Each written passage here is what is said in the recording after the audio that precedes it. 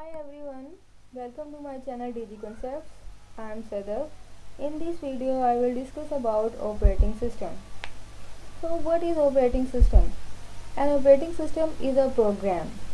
Do you know about program? Program is another name of software.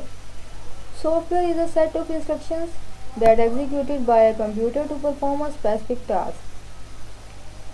Ji, operating system क्या है? ये एक system software है that acts as an interface between the users and the computer hardware, जो कि users और computer hardware, computer के जो कंपोनेंट्स हैं हार्डवेयर में, जैसे कि माउस है, कीबोर्ड है, स्पीकर है, सीपीयू है, जितने भी कंप्यूटर हार्डवेयर हैं उनके दरमियान और यूज़र्स के दरमियान में जो एक इंटरफेस है उसको हम कहते हैं ऑपरेटिंग सिस्टम। अब सबसे पहले आपको ये पता होना चाहिए कि इंटरफेस क्या है। Interface is a shared boundary across which two or more separate components of a computer system exchange information। यानी कि इंटरफेस एक बाउंड्री है जिसमें दो या दो से ज़्यादा जो कंपोनेंट्स होते हैं कंप्यूटर के, वो आपस में इंफॉर्मेशन को एक्सचेंज करते हैं, आपस में कम्युनिकेशन करते हैं। The exchange can be between software, computer hardware, peripheral devices, human and combination of these.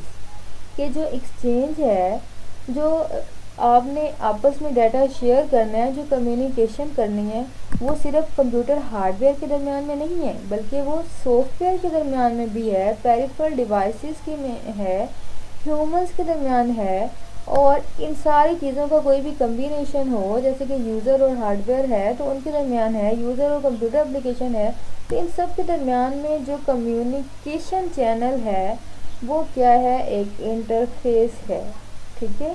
और इंटरफेस ऑपरेटिंग सिस्टम जो है वो हमारा एक इंटरफेस के तौर पर काम करता है।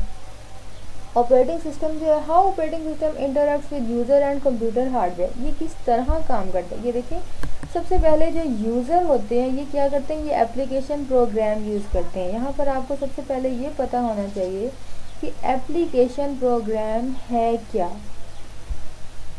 एप्लीकेशन प्रोग्राम वो होते हैं जो हम अपने किसी स्पेसिफिक डिज़ायर के अकॉर्डिंगली किसी स्पेसिफिक टास्क को परफॉर्म करने के लिए यूज़ करते हैं। जैसे कि माइक्रोसॉफ्ट पावर पॉइंट है, उसको आप प्रेजेंटेशन के लिए यूज़ करते हैं, या माइक्रोसॉफ्ट वर्ड है, कोई भी डॉक्यूमेंट डिज़ाइन करने के लिए आप यूज़ करते हैं। इन पेज है, उर्दू टाइपिंग के लिए है, और सबसे ज़्यादा फेमिलियर आप जिस चीज़ से होंगे वो आपके मोबाइल में कैंडी कैमरा है, जिसको आप क्लियर पिक्चर, ब्राइट पिक्चर के तौर पर यूज़ करते हैं। तो ये सब जो मोबाइल में ऐप्स हैं वो एप्लीकेशन सॉफ्टवेयर के नाम से हैं। ठीक है। तो उसके बाद क्या है? एप्लीकेशन प्रोग्राम के बाद ऑपरेटिंग सिस्टम है, जो कि इंटरफेस है एप्लीकेशन प्रोग्राम और कंप्यूटर हार्डवेयर के दरमियान में और यूज़र के दरमियान में। ठीक है। अब कंप्यूटर हार्डवेयर में क्या आ जाता है? सीपीयू है, माउस है, प्रिंटर है, स्पीकर है, कोई भी हार्डवेयर जो है। अब ऑपरेटिंग सिस्टम क्या करते हैं, यूज़र क्या करता है? वो एप्लीकेशन प्रोग्राम को यूज़ करता है और ऑपरेटिंग सिस्टम उसका कॉन्टैक्ट करवाता है कंप्यूटर हार्डवेयर से। लेट्स से कि मैं कीबोर्ड यूज़ कर रही हूँ और कीबोर्ड यूज़ करते हुए मैं कोई डॉक्यूमेंट बना रही हूँ, तो जो कीबोर्ड है वो किस तरह कंप्यूटर को इंफॉर्मेशन प्रोवाइड करेगा? ऑपरेटिंग सिस्टम के ज़रिए। ऑपरेटिंग सिस्टम इन दोनों की आपस में कम्युनिकेशन करवाएगा। ठीक है, क्लियर हो गया पॉइंट? अच्छा जी, उसके बाद नेक्स्ट हमारे पास है functions of an operating system. एक ऑपरेटिंग सिस्टम जो है वो कौन कौन से काम सर अंजाम दे सकता है? सबसे पहले है मेमोरी मैनेजमेंट, कि ये मेमोरी को मैनेज करता है। हम कोई भी इनपुट देते हैं कंप्यूटर को या कोई भी आउटपुट देते हैं तो इसको एलोकेट करता है कि इसको कहाँ पर जगह देनी है, कितनी स्पेस ऑक्यूपाई करेगा ये। ठीक है। उसके बाद है प्रोसेसर मैनेजमेंट, जितने भी प्रोसेस करते हैं हम, जितनी भी जॉब्स करते हैं हम कंप्यूटर पर, उनको ये मैनेज करता है, उनको एक क्यू में रखता है कि सबसे पहले किस पर प्रोसेसिंग करनी है, उसके बाद किस पर करनी है। लेट्स से कि आपने अपने कंप्यूटर पर या मोबाइल पर एक ही टाइम में 2 से 3 चीज़ें डाउनलोडिंग पर लगा दी हैं, जैसे कि आप वीडियो डाउनलोड कर रहे हैं, साथ में आप एक ऑनलाइन मूवी देख रहे हैं, या आपका कोई सॉफ्टवेयर इंस्टॉल हो रहा है, तो ये उन सारे प्रोसेस को एक क्यू में लगाएगा। उनको पहले मेमोरी में ऑक्यूपाई करेगा, स्पेस ऑक्यूपाई करेगा, उसके बाद उनको एक क्यू में लगा देगा कि किस तरह ये काम करेंगे। सबसे पहले किस पर प्रोसेसिंग करनी है, उसके ऊपर किस पर प्रोसेसिंग करनी है, किसको कितना टाइम देना है। उसके बाद नंबर 3 पर है डिवाइस मैनेजमेंट। डिवाइस मैनेजमेंट क्या होता है? डिवाइस मैनेजमेंट में हम डिफरेंट डिवाइसेस अपने कंप्यूटर के साथ अटैच करते हैं, जैसे कि हमने मोबाइल को कॉन्टैक्ट अटैच कर लिया है, या हमने कोई हैंड फ्री लगा ली है, कोई हमने हेडफोन लगा लिया है, या प्रिंटर है, उनको ये मैनेज करता है। उसके बाद फाइल मैनेजमेंट है, जो भी हम इनपुट देते हैं, जो हम चीज़ें अपने सिस्टम में स्टोर करते हैं, उनको हमने कहाँ पर रखना है, किस तरह रखना है, किस किस्म की ये फ़ाइल है, कितनी स्पेस ये ऑक्यूपाई करेगी, ये सारा काम भी ऑपरेटिंग सिस्टम करेगी। नंबर 5 पर है सिक्योरिटी। सिक्योरिटी, हमारे डाटा को सिक्योर करने का काम भी किसका होता है? ऑपरेटिंग सिस्टम का होता है, ठीक है। उसके बाद है जॉब अकाउंटिंग, जॉब्स को किस तरह उसने मैनेज करना है, ये भी सारा काम जो है किसका है? ऑपरेटिंग सिस्टम का है। अब हम इसको डिटेल में पढ़ते हैं। Memory management. Memory management refers to management of primary memory और मेन मेमोरी। प्राइमरी मेमोरी क्या होता है? प्राइमरी मेमोरी में हमारे पास रैम है, ये आपको डायग्राम में मैंने रैम दिखाई हुई है। इस तरह की रैम होती है। अगर आप कंप्यूटर का सिस्टम खोलें, सीपीयू को खोलेंगे, तो उसमें आपको इस तरह की नज़र आएगी एक डिवाइस, जिसको कि हम कहते हैं रैम। ये क्या है? ये एक फिज़िकल मेमोरी है। फिज़िकल क्या होता है? जिसकी कोई शेप होती है, जिसका कोई साइज़ होता है, ठीक है, जिसका कोई वेट होता है, तो ये कंप्यूटर की फिज़िकल मेमोरी है। That is internal to the computer, जो कि कंप्यूटर के अंदर होती है।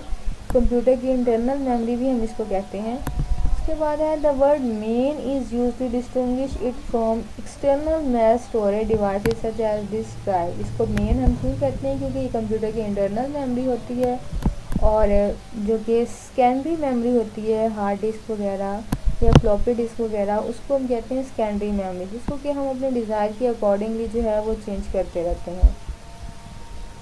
नेक्स्ट हमारे पास क्या है कि ऑपरेटिंग सिस्टम जो है वो कौन कौन सी एक्टिविटीज़ परफॉर्म करता है मेमोरी मैनेजमेंट के फंक्शन में। Keep tracks of primary memory, that what part of it are in use by whom, what part are not in use. कि उसने क्या करना है कि प्राइमरी मेमोरी कहाँ पर यूज़ हुई, कितनी यूज़ हुई, किसने यूज़ की, ठीक है, और कितना हिस्सा अभी इसका फ्री है, ये सारा कुछ मैनेज करता है। उसके बाद in multi programming the operating system decides which process will get memory and how much. कि जिस तरह हम ज़्यादा सारे प्रोसेस एक ही टाइम में करते हैं, तो किस मेमोरी को कितनी, किस प्रोसेस को कितनी मेमोरी देनी है और कहाँ पर देनी है, ठीक है। उसके बाद नंबर 3 पर है इसका allocates the memory when a process request it to do so. कि जब भी कोई प्रोसेस जो है वो रिक्वेस्ट प्लेस करता है प्रोसेसिंग के लिए, तो ऑपरेटिंग सिस्टम उसको एक मेमोरी एलोकेट कर देता है, एड्रेस एलोकेट कर देता है, फलां जगह पर इतनी स्पेस जो है वो इस प्रोसेस की है, ठीक है। डी एलोकेट्स द मेमोरी, जब कोई प्रोसेस जो है वो अपना काम कर लेता है और वो फ्री हो जाता है, उसने अपनी जॉब कंप्लीट कर ली होती है, तो वो उसको डी एलोकेट कर देता है, यानी कि मेमोरी से ख़त्म कर देता है, ठीक है। आज के लेक्चर के लिए इतना ही काफ़ी है। मिलते हैं नेक्स्ट वीडियो में, और इसके नेक्स्ट जो हैं फंक्शंस हम उसमें देखेंगे कि क्या क्या फंक्शंस हैं, उसको हम मज़ीद डिटेल